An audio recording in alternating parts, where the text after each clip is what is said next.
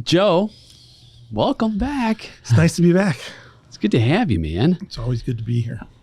It's that time of the year, at least as the shooting of this episode, it's the holidays. Yes. And the holiday season means a lot of different things to a lot of different people. Even long before I was a person of faith, I got into the holiday season. There was a sort of an atmosphere. Mm-hmm. I even had a Christmas plan. It was a little tree, and I would decorate it with little ornaments at my place on Sukasa way back in the day. I remember. When I was a heathen. And there's a lot of different things about this time of year that are relevant to business and in life. One thing that comes up more than anything else is this idea of generosity. Mm-hmm. You know, when you think of generosity in terms of leadership, in terms of business, in terms of impacting the human condition, it gets heavy. There's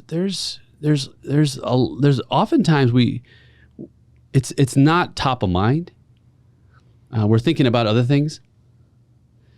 We're thinking about the bottom line. We're thinking about cutting costs. We're thinking about how we can protect and preserve. And generosity kind of stands in the face of that and says, well, is that your highest and best objective? And you're like, well, yeah, because I have to make sure that I can be productive and pay the bills. And so it's someone listening is like, well, yeah, that should come first, right? It should come before generosity. Generosity doesn't seem practical. It doesn't seem practical. It's not practical. Like you don't weave generosity into a business plan.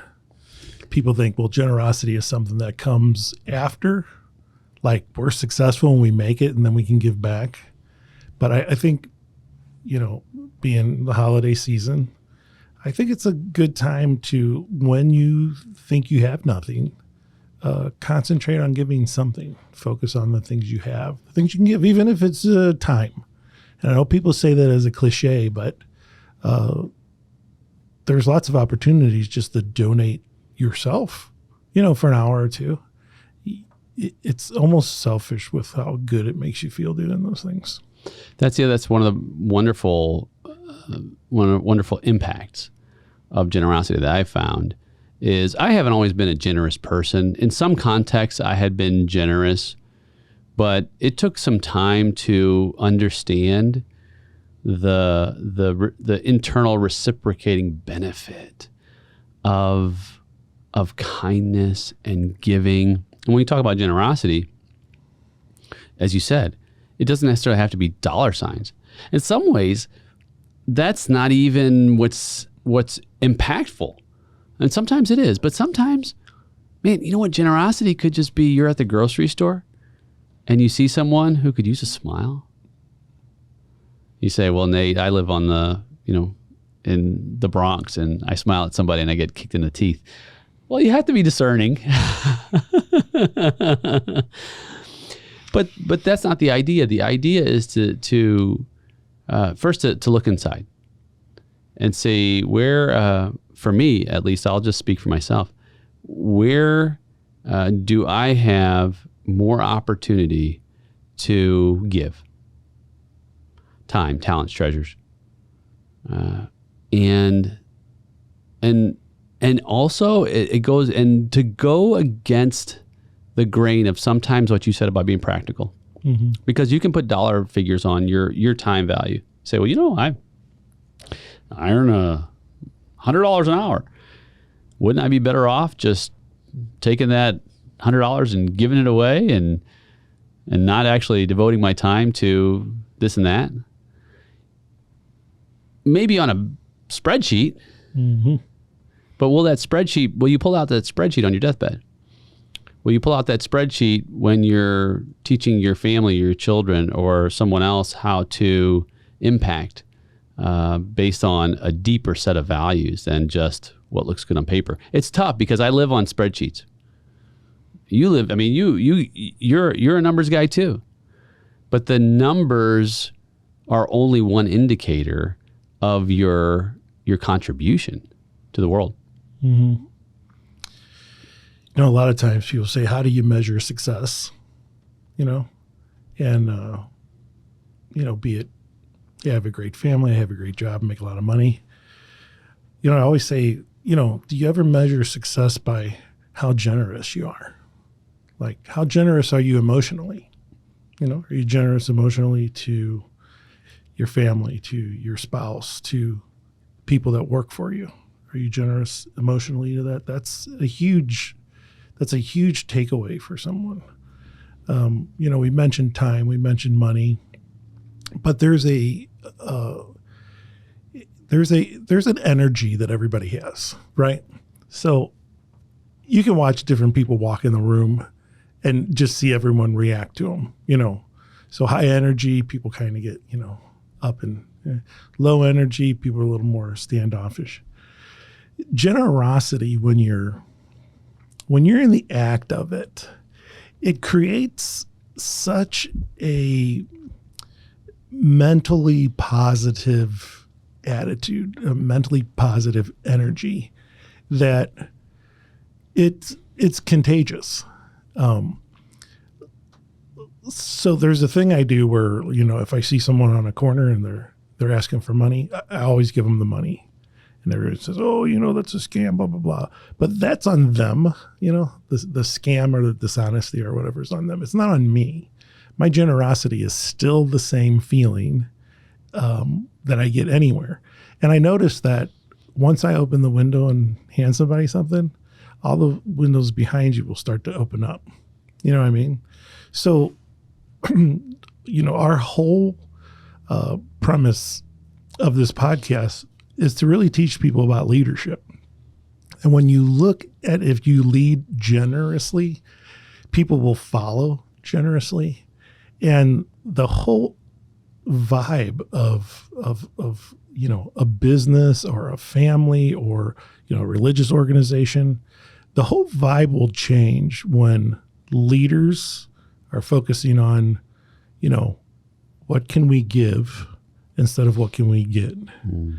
Because we live in a world of what can we get? What can we hold on to? And especially growing up, the way we did, like every little resource that you could get a hold of, like you had to get a hold of in order to survive. And even in those situations, I think there was, at least for me, an opportunity to give, like serving at the church or, helping, someone find a lost dog. I mean, whatever it is you can do will impact the person, not only that you're doing it for, but you and the people around you that see you doing it. Mm. When you were talking about that, it got me thinking about the domino effect of leadership. And it reminded me of about this time last year. It was just before, just right around Thanksgiving. And I was at service, and the pastor was talking about the Christmas season. And in terms of leading, challenging, like what can you do that is beyond the standard, just what's expected? What can you do that's truly impactful in terms of your generosity? And it got me thinking on that Sunday. And I was like, there is more I can do. And it inspired me because he told stories of his own journey. And that's the day I asked my son, hey, why don't we go and just do something out of the generosity of our hearts? He's like, what do you want to do, Dad? I said, let's just go get a bunch of meals and take them down to the homeless. And of course, that's challenging in some ways because it's hard to actually execute that with different city ordinances and whatnot. Yeah, tell me about it. Right. But we did. We went to McDonald's. We got 10 meals. We got 10 sets of fries, 10 burgers, 10 hot apple pies, 10 waters, and 10 bags. And we started driving. He's like, Dad, are we going to see him? We're going to find him? I'm like, yes, we'll see homeless people. He's like, is it safe, Dad? I'm like, probably not, but that's okay too. And so we happened to find just a group of homeless people standing outside of a building. And it's, of course, it's winter and it's cold. And I roll my son's window down. They were on that side. And I just said, I got a hot meal on a cold day. And one of the gentlemen came up and he says, is it hot? It's hot. And he took the bag and he just looked inside the car. And he was only about 6 inches from my son. And you saw the thankfulness in his eyes that you just gave him some dignity and like some care. And that's what he said. He said, thank you. And he said, you got any more? So I got some friends here. Like, yes. So we gave them all out. And it's not that much money. But the impact, of course, they were thankful. However, for myself and my son, the impact of that moment will last forever. And so we decided to do it every single day. We called it 30 Days of Love. 30 days of generosity in a different way or another. We did a lot of different things. Some of it we posted on social media. But what I'm getting to is ties into what you're talking about. I had father after father after father message me, whether it was on social media or by text or a visit, and said, man, I've been out of touch with my son. And that moment got me to proverbially roll my window down too. Because I was losing touch with my son. Teenager, and lots of the teenage stuff. You remember when you were a teenager. And so this moment of shared purpose and bonding around this idea of generosity was life-giving to us. So you just never know. Not only that, but what will unfold, the dominoes that will become of it. And it doesn't have to be massive. Like, it can simply be a kind word, or a hot meal. And what's funny, one thing you noticed about the unhoused is that they immediately go to a generous spot, like sharing amongst themselves or making sure, hey, do you have more? I have a friend. You know what I mean? Immediately think of the other person. And, they're having a really hard time. So, think about that state of mind where you don't really have a house to live in and you're concerned about, making sure your friend gets a hot meal too. It's an amazing thing, the things you discover when you start helping people. And that's one I've discovered that I thought was just, an amazing fact that they do that. But we do talk about business a lot, and I wanted to get your opinion on this. So whenever I was able to develop a mentorship under someone, I did, because anytime you can get, information that's going to save you, 20 mistakes in 10 years, I would cling to that. I wanted to be next to the smartest person in the room. Like I wanted to learn. And as I've gotten older, I have developed mentorships of my own, right? And I look at that as in business, one of the most generous things you can do for an individual, or, maybe more than one individual, to get them over or past hurdles that they might trip up on, and kind of pave a way for them to, become better than you are at what you do. Because that's always the point, right? To make the people around us better. What do you think about mentorships? Do you like them? Do you do them? Have you done them in the past? Yeah, great question. And it's an interesting way that you mention that, because mentorships are an act of generosity. Oh, yeah. Because mentorships are unpaid in cash, right? I haven't seen a mentorship yet. It's like, yeah, give me $15,000 and I'll spend some time. That's called consulting.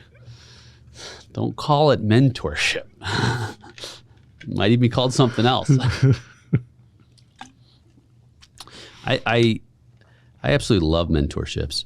And it's interesting because someone who has been mentored, when I was younger, I was a reluctant mentee, as you may have been too. We were just growing up in the environments we did. We were skeptical because we have been taken before. I mean, it's a rough world when you're in rougher neighborhoods and you're young. Yeah. Right? You can easily be taken. But we were both mentored by some of the same people. And I know that the road through mentorship involves a number of different factors. And I think it's important to talk through it because you could be on one side listening and you desire to be mentored because you know that there is a place I want to go and I'm not quite sure how to get there. And the difference between a mentor and a coach, just to step back a moment, a coach is someone who can teach you how to win. But a coach might not have ever won in the way you desire or they can teach you, right? Michael Jordan was coached by a coach who hadn't achieved what Michael Jordan would achieve, but the coach could help him to reach that. A mentor is different. A mentor has been to the mountaintop. A mentor has achieved what you desire, has been developed in such a way that you desire to be developed. And so you might be on the one side of mentorship that desires a mentor, and you say, well, who's going to mentor me? Who's going to invest in me? Who's going to show me the way? Someone who can see your possibilities, someone who can see that you have the building blocks for reaching where they are, someone who can see that you will take the steps and make the effort. When someone comes to me or has come to me in the past for mentorship, I'm assessing all of that in terms of, because I want to be generous as a mentor because I was mentored, and I want to be able to give freely through generosity what I've learned. But I also want to be discerning because I only want to give in such a way that I'm not going to even say is appreciated. Like you said about the unhoused, it's not your responsibility to determine whether it's appreciated, but that the value that I create is going in the direction that I think is important. And so when I'm a mentor, I want to know, hey, are you the kind of person who truly desires to go and is willing to do what it takes to get to where I am? And if that's the case, I'd like to just give freely and generously. And I can't tell you how many times someone has approached me in the past and said, Nate, I know you're busy, but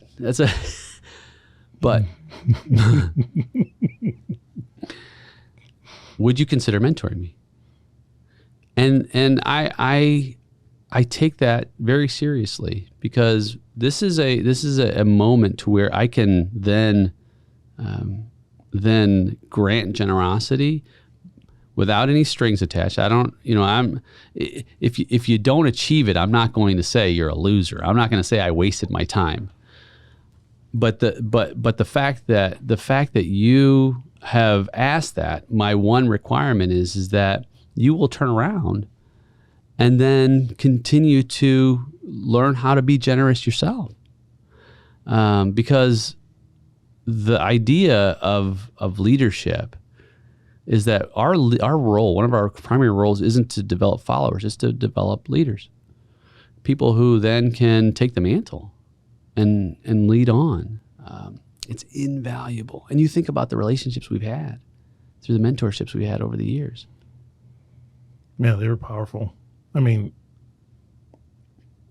the way they stick with you, like throughout your life, anytime you've associated with someone and you find yourself like in a scenario where you can lean back on that knowledge, like that was a mentorship. You know what I mean? And I guess we all start out kind of with our parents as our mentors, and your parents are just trying to make you not grow up and be a jerk. You know what I mean? They're not necessarily giving you all the building blocks that you're going to need for, a successful life, or,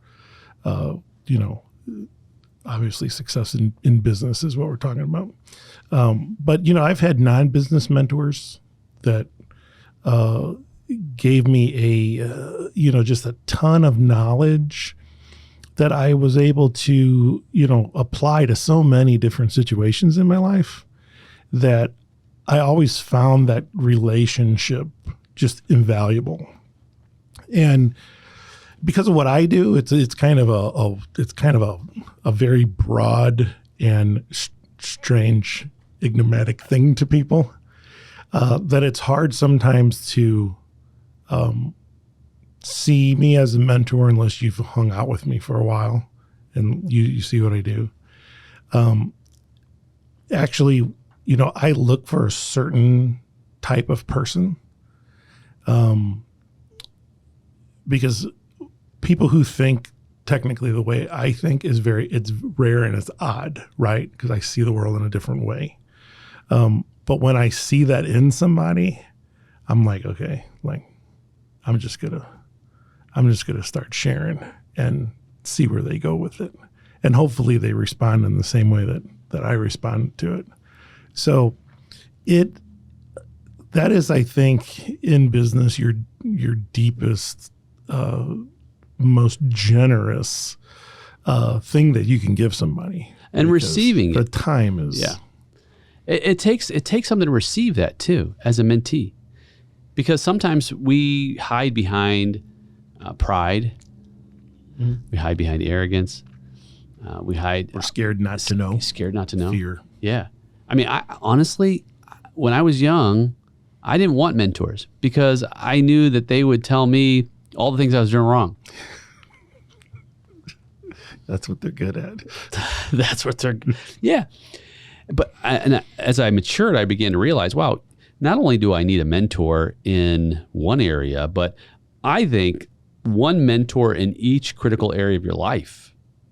If you don't have a mentor in the business side, perhaps in your spiritual side, on your health side, and I don't mean just physical health, mental health, emotional health. If you don't have mentors in each of these areas, I think you're missing out.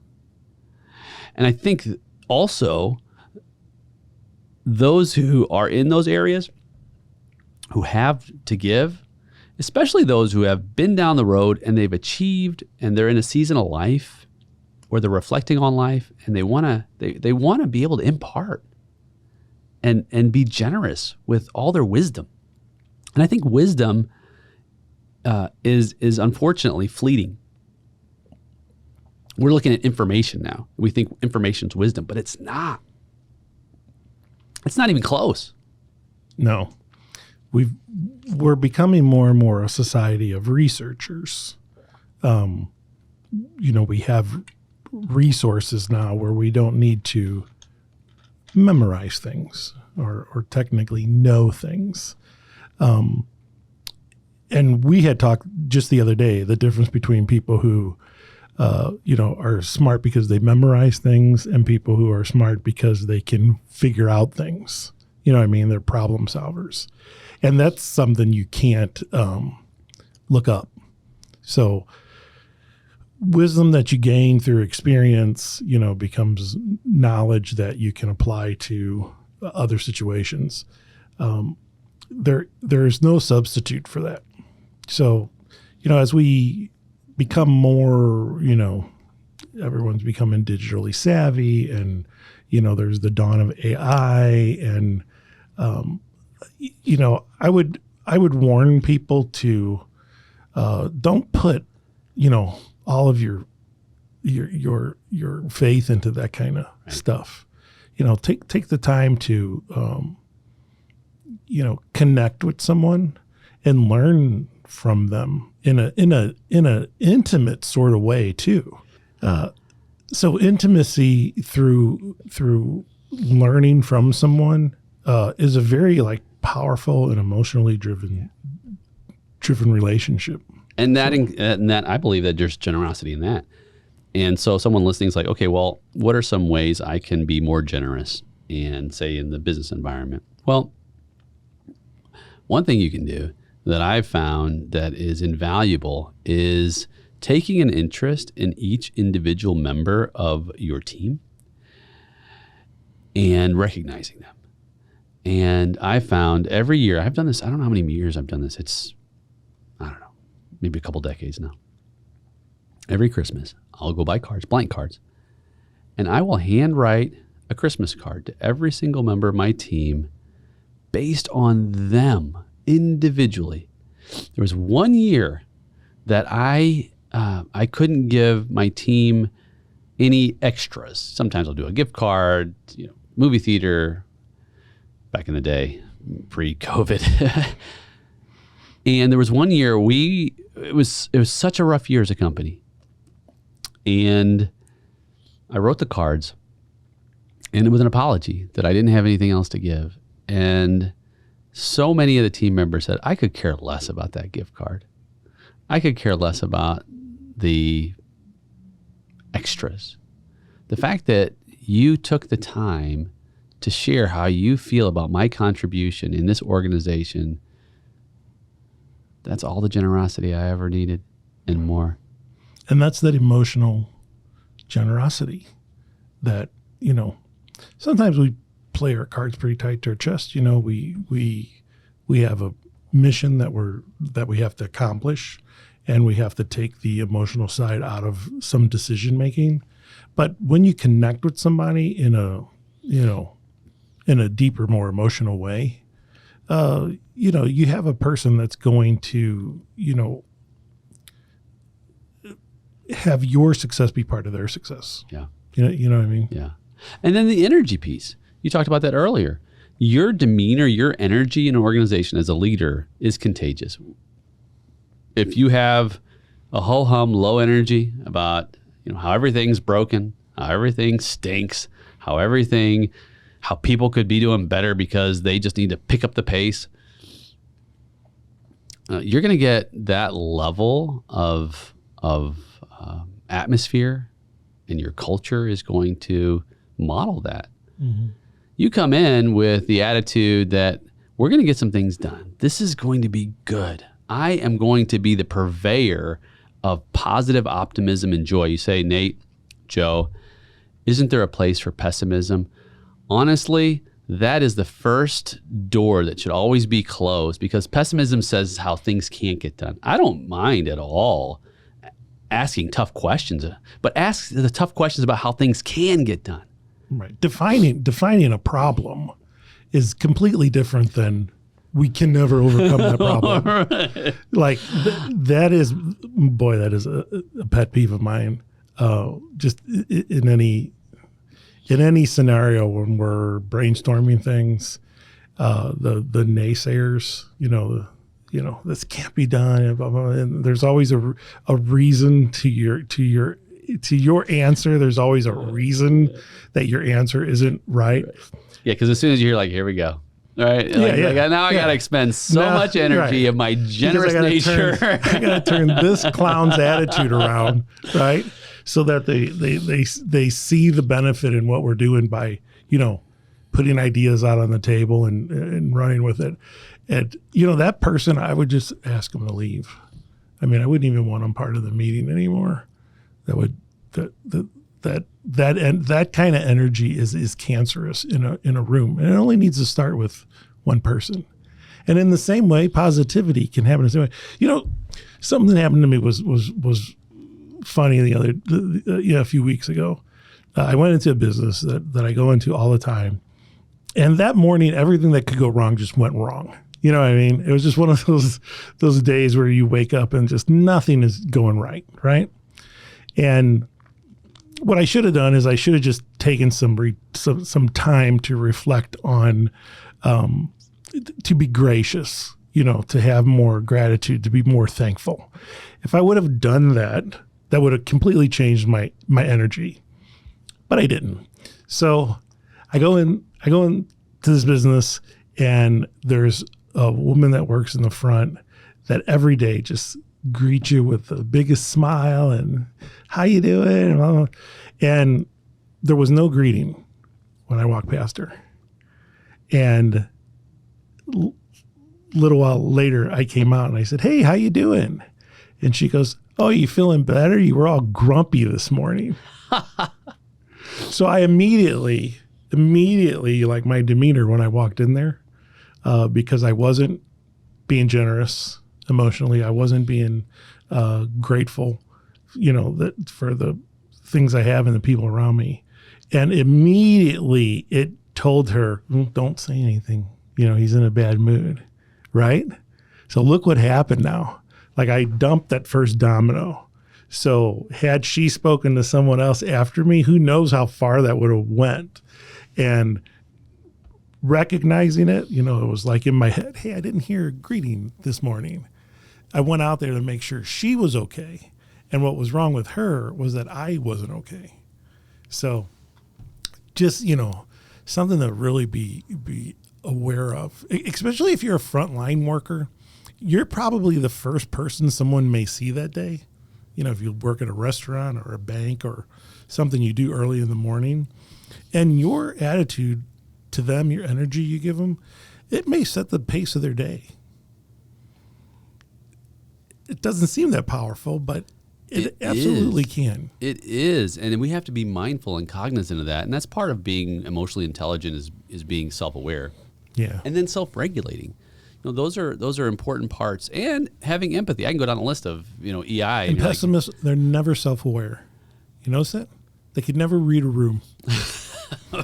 Right, yeah. Ever. It's only about what's wrong. Yeah. I'm like, we know what the problem is. And we know that you don't think that there's any way on the planet ever to fix it. Right. All right, we've got that out of the way. So now that's over. Let's move forward. This is my life. Here's a lot of things, and our listener may have heard me say this before. There's a lot of things you can't control, but one thing you can is your attitude. And your attitude is contagious, whether it's in a business environment, whether it's at home. So often when I get home and I'm in the garage, I try to decompress for a few moments. If I've had one of those days where, are you still grumpy? Are you not grumpy anymore? And when I come inside, I want to be the purveyor of optimism and the generosity of a positive attitude about what we can do, because that attitude then becomes an environmental shift, because we have, in some ways, dominion over our environment, control over how the environment is perceived. Just like when you play music in an office. I love music in an office because it fills the room, but I don't love just any music, because some music is not the kind of music that leads to higher levels of engagement and productivity and invention and connection. So I purposely create that environment through music that inspires. You're big into death metal, right? Yeah, that's it. I want to kill myself. So, that's exactly what it sounds like. But that's the power we have, and I think we need to recognize, as you said, having the self-awareness, because there's sometimes when I come home and I'm not like that. Sometimes I'll come home. Actually, it was even last night, and I got something in the mail that I was super excited for. And guess what? It was wrong. And go figure, right? I've been waiting a week, and I even called the place online to ask what the size was for this particular item. And then they're like, this is the size. I'm like, that's the size I want. I get it, and it's not the right size. And I'm talking to my son because I went into his room because I wanted to hang out with him while I opened my package. I was so excited. And I open it, and I'm like, man, I've been waiting for this package. And I mean, this is even optimists can be like this, right? And he's like, Dad, is everything okay? I'm like, yeah, I guess it's okay. He's like, you need some time, Dad? And I was so upset. And So it's not that we're completely immune to it. No one's saying that. No one's saying that we are eternal. And just like your story. However, turn it around. Be aware of it. Turn around. I turn it around later, and then bring back that generous attitude, the generosity of care and positivity, and what can happen. And you'd be surprised just how much you have an ability to have more dominoes fall in a way that helps people to solve problems. Yeah. It's one of the things you talked about is turning around. And I try to tell people, you don't have to manufacture positivity. Like you don't have to make it, fake it till you make it. You don't have to make it up. Okay. Take a look like at your life and the things around you and find something that you're grateful for. Yeah. Right. Just find one thing. Think about a loved one. Like as soon as you start thinking about a loved one, you feel better. Right. And it's a physiological change too. We know endorphins and dopamine and everything flood your brain when you think about people you love. And that will give you more of that positivity without having to hey guys, how's it going? Without manufacturing that fakeness, because that's as dangerous as pessimism or a bad attitude. It's a good point. Because it's ingenuine. Yeah. So I always find gratitude is the easiest way to turn my negative day around. Yeah. I just think about something I'm thankful for. It could be a friendship. It could be, something I got in the mail, even though it was the wrong size. Whatever it is, that's always a good lead in for your day. I mean, I don't want to sound cliche, but if you get up in the morning and you just think about something you're grateful for, that no matter how bad your life is going or your day is going, there's something. I mean, and you can always think about your relationship with God. If you if you're at a loss for what you should be grateful for, that's always something you can reach into. And if you're not a religious person or a believer, there's probably someone in your life that cares about you. Think about that person and use that gratitude to approach your day with other people. Well said. Gratitude is the elixir. Yeah. And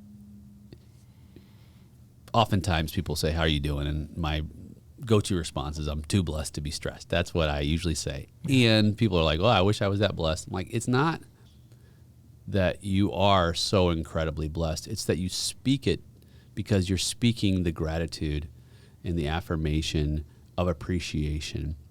And it reminds you of even the small things, being able to breathe, being able to sit across from someone. Gosh, 3 years ago during a pandemic, couldn't do that. It's those smaller things. And even, I think once you get into the habit of that, it's also being generous to yourself and giving yourself some grace. Yeah, that's where I was going next. Generous to yourself. And that's, you hit it on the head. Giving yourself some grace, giving yourself some forgiveness. And, just generosity is a muscle, right? You have to flex it. And you have to have gratitude in order to be generous. You know what I mean? So if you can give yourself a break once in a while, if you could just take a little time and say, I got to upkeep myself a little bit. Maybe I need a few minutes alone. Maybe, you need a bath or some candles or whatever it is that relaxes you and puts you into like a good space. Then you can start flexing that generosity muscle again until it becomes as often as I try, it's still not like my knee-jerk reaction, right? To be generous. And I wish I approached from that in everything that I did. So, you and I are heading towards something that we're trying to build, the Great Summit Ministry, right? And that purely came from like our feeling of gratefulness and our feeling of generosity and wanting to help, to spread that generosity in a much bigger way than you and I could do it as individuals. It's good to have a goal. Like people will set goals for, I want to go from 5 miles to 6 miles by the end of the year. I want to add extra weight to my curls. I want to make X amount of dollars. People will set those kind of goals. Rarely do we set a goal for generosity. Like I want to help X amount of people, or I want to be present, X amount of hours with someone, or I want to give my time. It's good to have a big, scary generosity goal. And if you focus on that, the people that you'll bring in along the way, because it happens so organically, you may not even notice it. But, we go back over 30 years, right? So just with the people we've known and how our businesses interact, if we were to look around ourselves today, the wonderful people that are in our lives, right now, there's no way we could have planned that back in 1990. We weren't on that mission, right. But I think that if you have that positivity, that positive energy, it will attract people to your cause. And ours happened, over a long period of time, but it couldn't have happened any other way, because all the things that have come into play now that will help us create that Great Summit Ministries, we just didn't have those resources back in the day, even if that's where our mindset was. So that stuff, I think, is another call to be grateful. Wow, there is an opportunity for me to create this goal that I'm setting of generosity. And, I'm not going to say that it doesn't feel great to be generous. It feels great. And I think it would surprise people what happens to them if they set a goal to be generous and then they fulfill it. Yes. And you don't understand it until you experience it. It's so true. And the idea behind even just this, giving yourself some room and space. Yeah.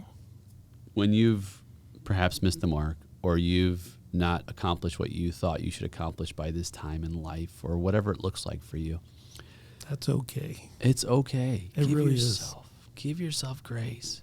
Give yourself some space and some forgiveness, and allow yourself to then experience it just in that moment, and just let your shoulders down, release your breath, and know that sometimes the expectations that we put on us or others put on us in life are not necessarily consistent with reality of life, and that's okay too.